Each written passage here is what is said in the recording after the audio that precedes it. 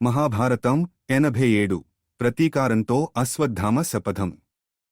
కురుక్షేత్ర యుద్ధం సమయంలో ద్రోణాచార్యుడు మరణించినప్పుడు అతని కుమారుడైన అశ్వత్థామ తీవ్రమైన ఆగ్రహావేశాలకు లోనవుతాడు. వంచనతో తన తండ్రి ప్రాణాలను తీసిన కారణంగా పాండవులపై కోపంతో రగిలిపోతాడు. ఆ క్షణంలోనే అర్జునుడిపై నారాయణనాస్త్రం ప్రయోగించిన అశ్వత్థామ అత్యంత శక్తిమంతమైన ఆ ఆయుధం వృధా కావడంతో యుద్ధభూమిని వదిలి వెళ్ళిపోతాడు. అప్పటినుంచి ఆయన పాండవులపై పగతో రగిలిపోతూనే ఉంటాడు. వాళ్లపై ప్రతీకారం తీర్చుకునే సమయం కోసం ఎదురు చూస్తూనే ఉంటాడు. దుర్యోధనుడు మరణించిన విషయం తెలియగానే అశ్వత్థామ ఆవేశం మరింత ఎక్కువవుతుంది.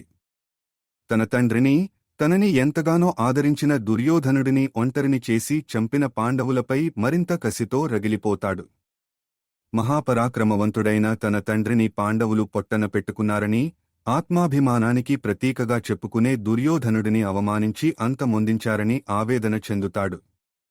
ఇందుకు కారకులైన పాండవులను ఎలాంటి పరిస్థితుల్లోనూ వదలకూడదని నిర్ణయించుకుంటాడు. యుద్ధంలో శిరస్సు తెగిపడిన తన తండ్రి రూపం, అవమాన భారంతో దుర్యోధనుడు నేలకి ఒరిగిన తీరు తలచుకుని ఉగ్రుడైన అశ్వత్థామ పాండవులను సంహరిస్తానని ప్రతిజ్ఞ చేస్తాడు.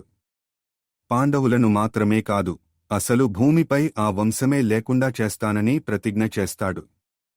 సాధ్యమైనంత త్వరగా ఈ ప్రతిజ్ఞను నెరవేర్చుకోవాలనే పట్టుదలతో ఉంటాడు. అనుకున్నదే తడవుగా కృతవర్మ, కృపాచార్యులతో కలిసి పాండవుల శిబిరం దిశగా వెడతాడు. శిబిరాలు దగ్గరవుతున్న కొద్దీ అతనిలో ఆవేశం పెరుగుతూ పోతుంటుంది.